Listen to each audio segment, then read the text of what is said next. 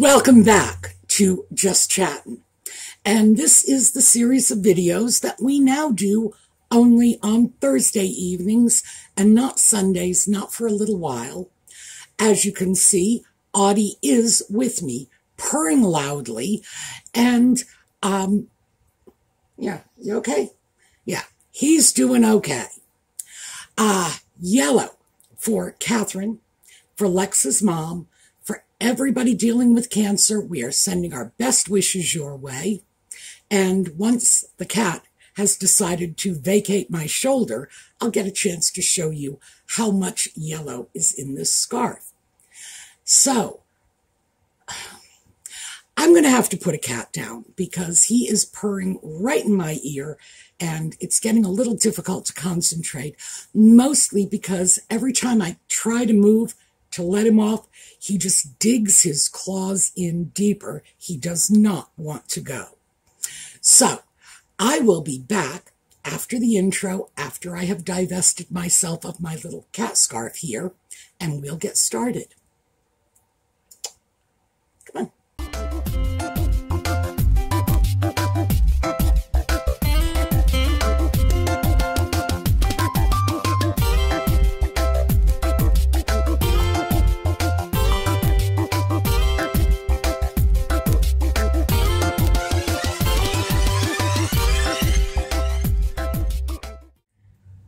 Okay, so cat has departed. You can see a bit more of the yellow in the scarf. All's right with the world now.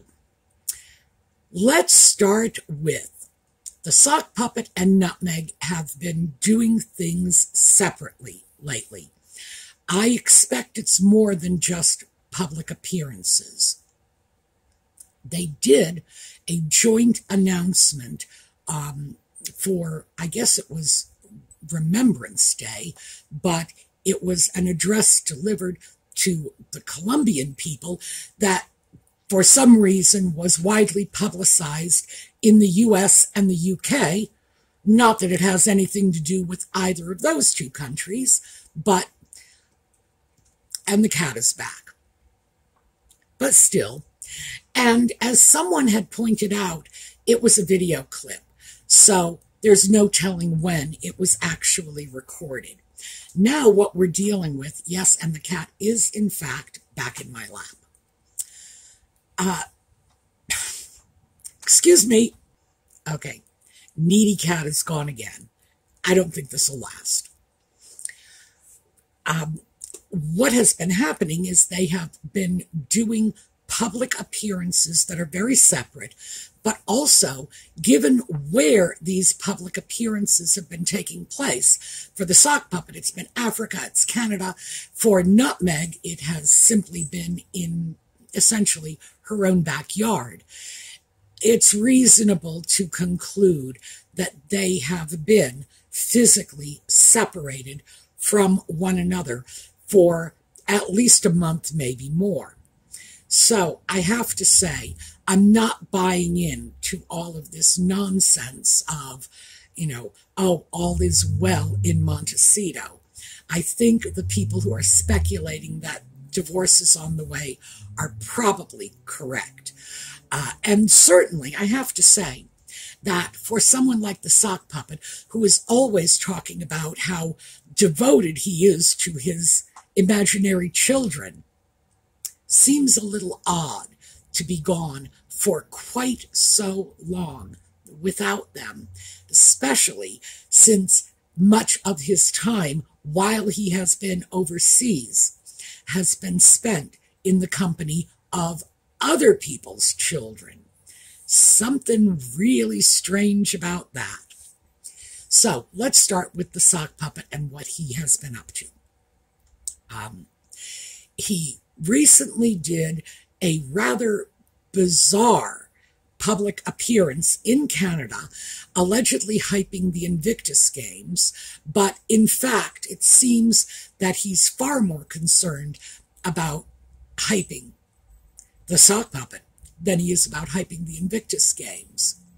So he did a strange little skit with an American country singer who goes by the name of Jelly Roll, and his whole public image, Jelly Roll, not the sock puppet, his whole public image is based on that reformed sinner thing. He is someone who has a long history of involvement with law enforcement. I had never heard of him, to be honest with you. Country music is not my thing, so there's no reason I would have. But I did listen to some of his music as a result of my investigation into what the sock puppet was up to. He does seem to be at least reasonably talented. He's not a bad singer. I have no idea what it is in his work that resonates with people because, quite frankly, even though country music is not my thing, I certainly do know who the greats were, and I don't think Jelly Roll is really in their league. So what can I say? Let's get into the skit. In this skit, and it's just a bizarre little ramble in which Jelly Roll was allegedly tattooing the sock puppet's neck, and the sock puppet was saying the tattoo should go on his backside instead. I was just like shaking my head in wonder at the whole thing because none of it made any sense. I didn't find it entertaining or amusing. It just seemed weird. What this may have had to do with Invictus, I don't know, beyond the fact that apparently Jelly Roll is supposedly going to be performing at the Invictus opening ceremony. But what that would have to do with tattoos and what any of this has to do with the sock puppet's butt is totally escaping me. This, however, is not the first time the sock puppet has done something that was peculiar, very sort of off target, and did nothing. Yes, okay, I'm sorry. Yes, you're here. Did nothing to bring any respectability to his position as a member of the royal family. It was just embarrassing. And I'm thinking back to that strange little skit he did for Travelist some years ago, followed by Nutmeg and her little 40 by 40 thing in which the sock puppet was juggling his balls outside the window. And then later he comes out looking like a traffic cone, all dressed in orange. I just don't even know what to say with this anymore. He has gone from second in line to the throne behind, his brother, and when they were children. Actually, that would have been third in line to the throne, to court jester. And he seems to be kind of working at this. This is not accidental.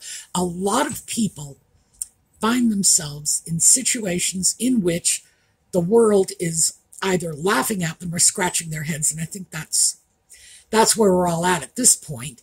And it's accidental. They haven't done it on purpose. But the sock puppet seems to be doing this on purpose. Now, I have this sort of half-baked theory that this comes from the fact that the sock puppet thinks he is a comedic genius. Nothing else would explain it to me. And that idea, again, this is all speculation on my part, because I am not a fly on the inside of his skull, and believe me, I'm grateful for that. A number of years ago, he did some stupid little joke film with the Queen that went viral, and a lot of people said, oh, this is so amusing, la, la, la, la, la. And I'm beginning to think that he's drinking his own Kool-Aid at this point, that people will say, oh, Harry, you're so funny. Why? Because he's a member of the royal family, and sycophants are accustomed to sucking up to members of the royal family, and he's buying into it. So apparently he does seem to think he is a comedic genius, and that we are all delighted with this nonsense. I don't think so. I don't think so. But it doesn't stop there, because he was also using this Invictus promotion to hype things like Netflix, and what he Invictus, who knows, is proposing is that the children of Canada become indoctrinated into Invictus propaganda, and this be taught to them in schools. I don't know very much about the Canadian educational structure. I know in the United States, 51 if you count Puerto Rico, 51 different school systems, because this is not run by the federal government. Education, public education, has devolved to the authority of the states. And I don't know how it works in Canada, but I do know here in the United States, if you want to put something like this into the curriculum, you need to have programs developed by educators. And I don't see any indication of that in whatever it is the sock puppet is proposing, because he's proposing bringing Invictus into the schools. I would assume, now I'm not clear about this because I am an educator, and I did not see anything in these nitwit proposals that would indicate to me this is actually what's going on. So again, assumption that what they are trying to do is preach inclusivity. You don't do that by hyping some charitable game. You do that by getting educators who are knowledgeable and skilled in the area of inclusive education. And it's just such nonsense. It is an idiot who didn't even go to university himself telling other people who did go to universities how they are to educate their children, while his alleged children are being ignored back home in Montecito. It's like on so many levels, this is just blowing my mind. I will say also, and I feel compelled to throw this in, because in a situation like this, I have an obligation to speak on behalf of people with disabilities. Sitting a kid on the floor and saying, this is what it's like to be mobility impaired, is not how you explain disabilities to children. That's not how you do it. That is, whoa. I could do a whole video on what's wrong with that picture, but I will say this. As a person with disabilities who went through the entire educational system as a disabled child and later a disabled adult, no, that's not how it's done. That does not produce that kind of inclusivity result you may be looking for. Oh, and of course, the way they want to encourage young people to learn about disabilities is by watching Netflix. Like I say, we could spend an hour unpacking this and we wouldn't even come close. So this was completely crazy, and I think somebody has got to rein this boy in, because there is no doubt in my mind that he is becoming a parody of himself, and he, going into the game, was a parody to begin with. So, wow. It seems very clear to me that he and Nutmeg have, in fact, parted ways, because I can't imagine that Nutmeg, who, of course, there's not an Oscar in her future. I think we all know that. But she is a little more media savvy than this. That's all there is to it. And the idea that because the sock puppet once did a video featuring the Queen and everybody loved it does not mean they loved him in it. the Queen has done a couple of very entertaining little comedy videos. Paddington Bear, remember that? Everybody adored that. Why?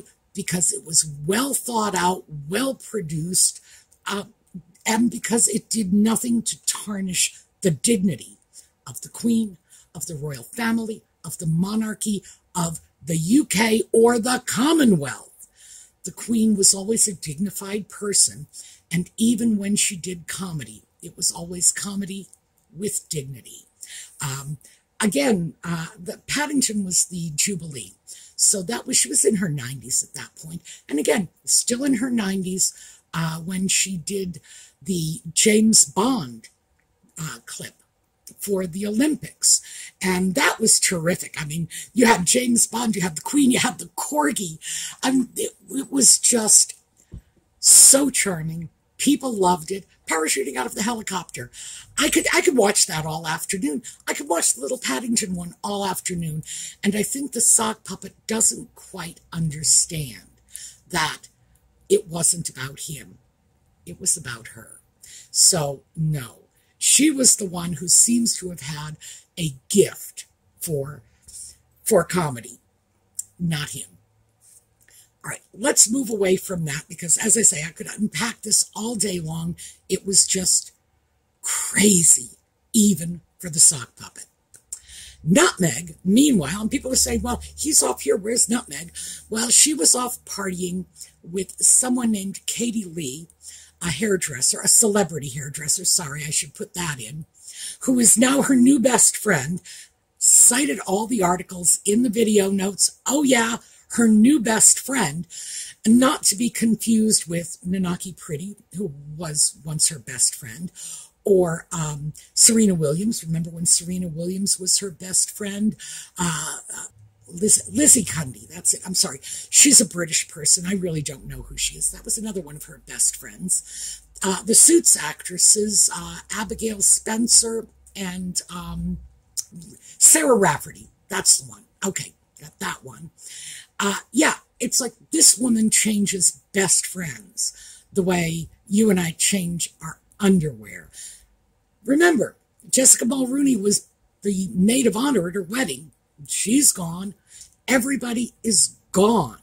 I don't even know what to say about it. But in fact, the new best friend now is Katie Lee, celebrity hairdresser, and Nutmeg was there for the opening of a salon, which Nutmeg is helping to finance. And the media is making quite a bit out of the fact that it is a female-owned business. It's a woman of color. Wow. One tick, two boxes. But you don't see her supporting things like, I don't know, a woman of color in Chicago buying a food truck. That would be something worth supporting. A low-income woman trying to take care of her family. But no, that's not as glamorous as an exotic coffee company or a bespoke handbag company or a celebrity hairdresser. No, if it's not going to get her likes and clicks on social media, she's not interested. And it's too bad because she really could do some good if she was interested in doing some good for someone other than herself. She could do it. So she's off partying with her friends in Montecito. Again, makes you wonder who's at home with the imaginary children while all this is going on. And that is what the media is playing up now for her. It's like, yes, and she's out and she's just supporting her friends. And, well, I give this friend, maybe 18 months? That seems to be about her limit. 18 months, they're gone. Somebody new is taking their place. What can I say? But is this anything other than a publicity stunt on Nutmeg's behalf? No, of course not. She likes getting her picture in the paper, and this is doing it. I still believe that the reason she was out of the public spotlight for a while was for cosmetic procedures. And I will do more about that later because that's a whole interesting topic. But the idea of the two of them simply pursuing separate ventures is not enough to explain this. They are clearly going their separate ways. We had another interesting story, a little sort of blurb of a story, and this came out in the UK press that Nutmeg has allegedly said in no uncertain terms that any talks about allowing the sock puppet back into the royal family cannot be undertaken without her. That is a deal breaker. She must be part of the discussion. Well, I think that alone is going to be a deal breaker for the other side of the sock puppet's family. As well it should be, because in fact, his relationship with his family is not her business. And I think anybody who's ever been married knows this. You let your spouse sort out their family relationships however they want to, and just step back and let them do it, because it never pays to get in the middle of that. It just brings bad feeling and trouble. But what can I say? I don't think this has anything to do with Nutmeg wanting to facilitate the sock puppet's re-entry into the royal family.